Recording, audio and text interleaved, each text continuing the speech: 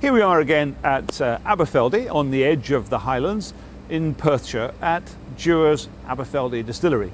Now behind me and up to my right is a Doig ventilator, a sure signature of the architecture of Charles Doig. And to my left, because of the ventilator, an old maltings building. Well, it's no longer a maltings. In the kind and generous words of my colleague Gavin Smith, it is in fact the ultimate Scotch whisky visitor centre. It's called Dewar's World of Whisky, and I'd like to take you inside. Well, here we are, and as you can see, we've come inside, and there are two reasons for that. First of all, we want to see inside this great place, but actually I've got a confession to make. I lead what you would call a portfolio life. That's the fashionable term for it these days. When I'm not writing about whisky or doing fun things like talking to camera for single malt TV, my day job is designing, building, and then commissioning brand and heritage centres. And I had the privilege in 1998 of creating this centre for Dewars. At that time, the company had just changed hands, and the new owners wanted a flagship expression of their commitment to the Scotch whisky industry. So we took a look at the distilleries they had and very quickly came to the conclusion that Aberfeldy, here in Highland Perthshire, and the home of the Dewars brand, was the logical place for the centre to be. We took this old maltings building, and working with a number of colleagues, I had the fortunate and privileged job of designing, writing, and then going on to build and deliver the Dewar's World of Whisky. Dewars use the centre in three ways for three different groups of people. First of all, it's a public visitor centre, and you can come here 7 days a week and enjoy everything there is to see, and of course a tour of the distillery. The second group of people who come are all Dewars people from around the world. They're salespeople, they're marketing people, and they're trade customers who come here for brand and product education. And thirdly, they use it for customer and VIP corporate entertaining. Now, I talk about the centre as being a journey through time and spirit. And the role of the centre is to help people through that journey to understand the Dewar company since it was founded in 1846 right through to the present day, and to take them through a journey through spirit. First of all, the entrepreneurial spirit of the founders of the company, John Dewar, and then his two sons, John and Tommy Dewar, and of course the spirit itself. And one of the things that's different about the centre is instead of concentrating on single malt, although of course we do talk about the Aberfeldy single malt and you can make a tour of the distillery, but instead of concentrating exclusively on single malt, we mainly explain here the process of blending and critically of marrying, which has been part of the success of the Dewar's blends for many, many years. So the first thing people do is come into this theatre, into this cinema space, and they see a 10-minute presentation on the background to the company, its history, how it got to where it is today, how the brands are made, and what Dewars stands for in today's marketplace. And after the film show, they take their audio guide and step into a magical world where we break up the space and begin our journey in the late 1890s in Dewar House in Haymarket in London. So when people come out of the film show into the exhibition proper, they've got a choice of routes that they can take as they move around the space. But one of the first things they're confronted with are these boxes in the floor. What on earth is all that about? Well, what we've done in each of the 4 boxes is put a series of exhibits, and they're a little puzzle for people. And what they need to work out is that the boxes represent the themes of communication, of leisure, of money and government, all the things that affect our life as they've changed from the 1840s to the present day. So let's take a look at this box in some more detail. This is box number 3, and it represents the pre-war period leading right up to World War II. So we've got a gas mask for the war, which obviously had a dramatic impact on people's lives. But for leisure, well, there's a long-playing gramophone record, a 78 if you know what that is. There's money, the coinage and notes of the day, and there's a simple game of blow football, the kind of way that we imagine that people amused themselves before television came into everyone's home. And as you move from box to box, So the money gets updated, the gramophone record gets replaced by a CD, the blow football replaced by the latest new game, and your communication devices, well, by the time we get to the present day, of course, it's a mobile phone. When you first step into the exhibition, one of the first things you see is this recreation of John and Tommy Dewar's study. This was in Dewar House in Haymarket in London, and this was the nerve centre of the company's operations from the early 20th century through to the late 1980s. What we have here is a recreation of John and Tommy's private study. Now, there's lots of ways you can explore the exhibition. One of the things they give you is this fantastic audio guide, and as you move around you'll see an audio symbol which allows you to learn about the particular exhibit you're looking at. There are text panels, there are boxes set into the floor, there are display cases, but best of all, there's lots to explore. So I'm sitting at John and Tommy's desk, and look, what have we got? Some of their correspondence. Chapter 1 of Tommy Dewar's book. Their calling card, and best of all, the original plans here for the Aberfeldy Distillery. They're a facsimile, obviously, but they're beautifully done on linen, just as W.O.W would have done it in 1896. And if we look at the plan, which by the way is a thing of beauty, look at this wonderful Scotch pine tree, these oak trees and the Petiley burn flowing down to the Tay just as it does today. If we take a look at the plan, we can see W.O.W and John and Tommy Dewar's original vision, and we can see how everything has changed today. Here's the maltings.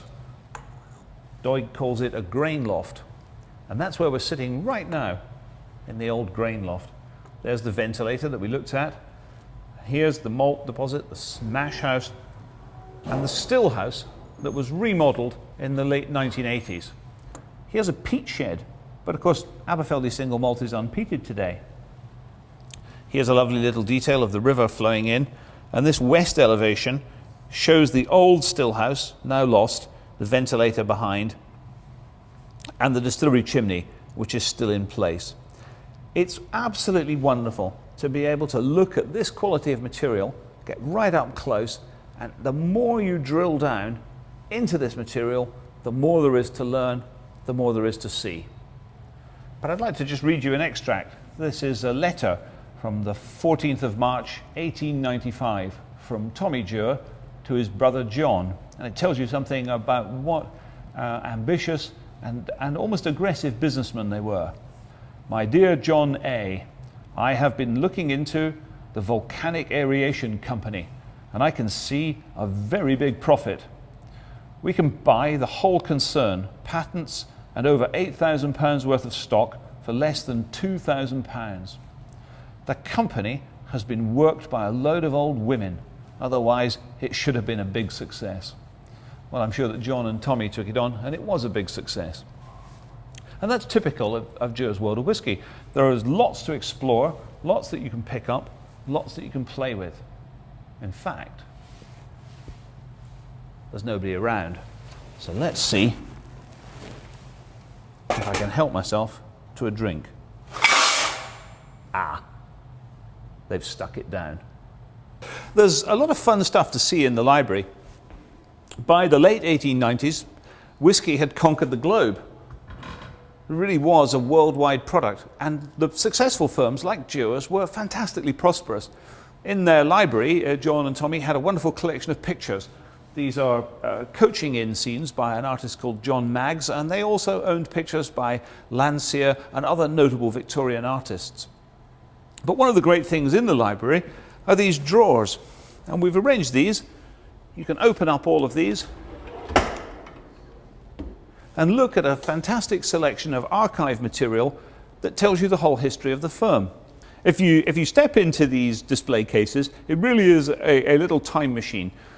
There's important stuff, like the royal warrants, and quite humble things like a price list from 1896, an order from a customer in Sydney, regular correspondence, the whole life of the office captured in these little capsules. But now our journey continues, And we move on to 1929 to Perth in Scotland to the blending room, which really was the heart of the firm. So come along with me and take a look at this. Well, this is a shrine, really. This is the Dewars blending room in Perth as it would have been in 1929. Now, blending really got started in the 1860s, but it wasn't until the turn of the century that it was perfected. I'm wearing the jacket of one of the giants of blending, Dewar's first master blender, Alexander Cameron. There he is. And he was the guy who took blending to a new level with the invention of marrying. And I'm going to talk about that in just a moment. What we've done in the blending room is assemble all the whiskies that Alexander Cameron would have used in the early part of the 20th century to create a blend like Dewar's White Label. So as we look along the shelves, there are whiskies from long lost distilleries. To my left here, Bankier Distillery, Lochhead Distillery, Ochtertool Distillery, and many, many others. The problem that Cameron and his colleagues in the blending industry faced was that all these whiskies were very much more variable, both in their individual quality from batch to batch and in their taste. Whisky has become somewhat more homogenized, and it's certainly become more consistent. The challenge that the blender had was to produce a consistent blended product from inherently inconsistent and in many ways conflicting flavors. Cameron came up with the idea of marrying.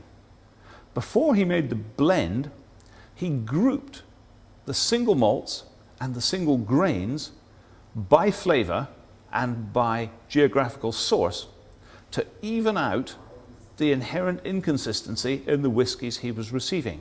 So he would group Campbelltown whiskies, North Highland whiskies, Islay whiskies, Speyside whiskies by flavor and by origin, mature them separately, then bring all of the whiskies together for a period that he called marrying, rest them in wood, and only then make up his final blend. And that was an innovative and quite a daring step for the time. It was pretty soon copied by a number of his competitors, but Cameron was ahead in terms of his understanding of whisky, his knowledge of the industry, and a remarkable ability to match flavors, to complement, to enhance, or to bring forward a house style. And through the 1900s, through to the war, Dewars were remarkable for the string of awards, gold medals, and royal warrants that they received all around the world.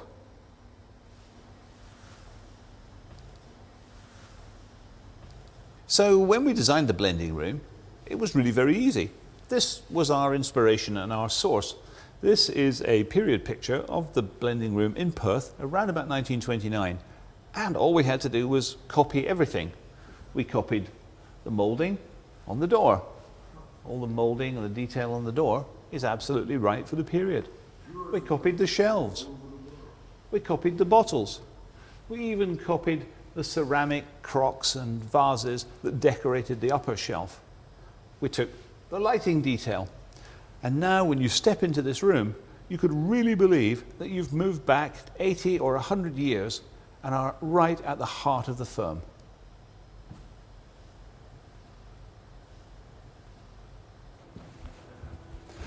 The Great Exhibition was a uniquely Victorian innovation, and it rapidly spread around the world.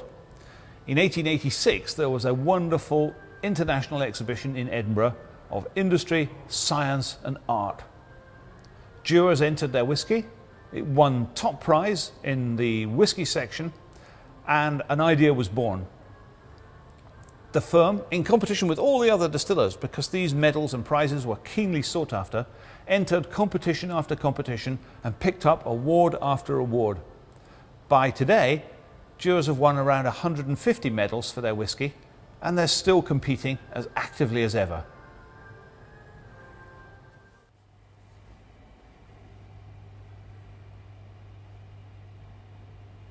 One of the great things that we were able to find in the Dewars archive was a tremendously long tradition of innovative advertising, and we celebrate that in these two rooms. There's a lot to do here. Once again, you can pull out the drawers and investigate a lot of archive material. We've got displays like this, and this features an advertisement called The Whisky of His Forefathers. It's based on a Gilbert and Sullivan operetta called Ruddigore, but Tommy Dewar, who was in charge of the firm's advertising at that time, adapted it. And so the figures in this ancestral portrait come alive and try and steal their ancestors' whiskey. And they adapted that treatment. They went on from posters and advertising to make ashtrays, table lamps. They made records, playing cards, sheet music, paperweights, even this incredible automata. And this was running as late as 1930. I'll leave that just to play.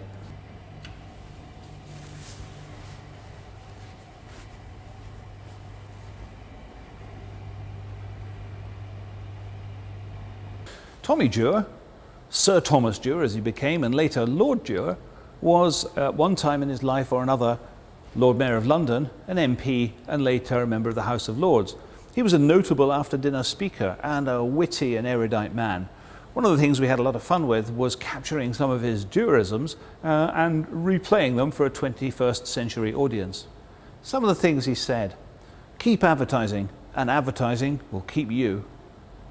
If we are here to help others, I often wonder, what are the others for?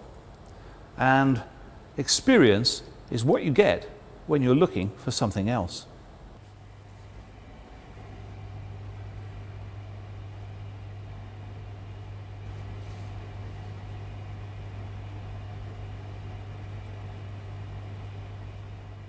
Just before you get to the tasting bar, we've got the nosing and tasting table.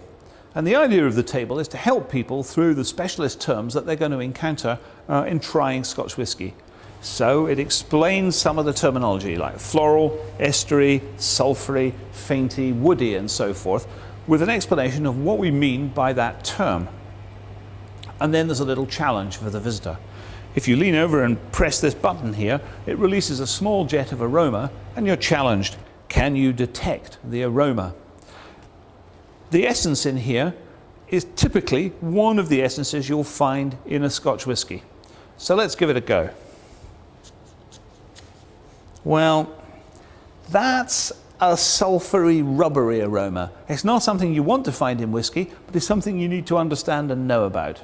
And sure enough, if we roll back, there's the answer: rubbery.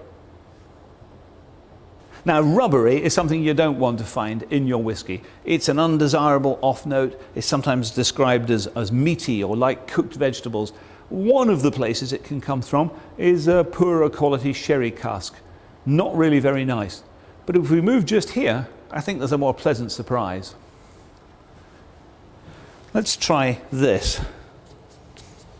And yes, that's honey, a distinctive note often found in the Aberfeldy single malt.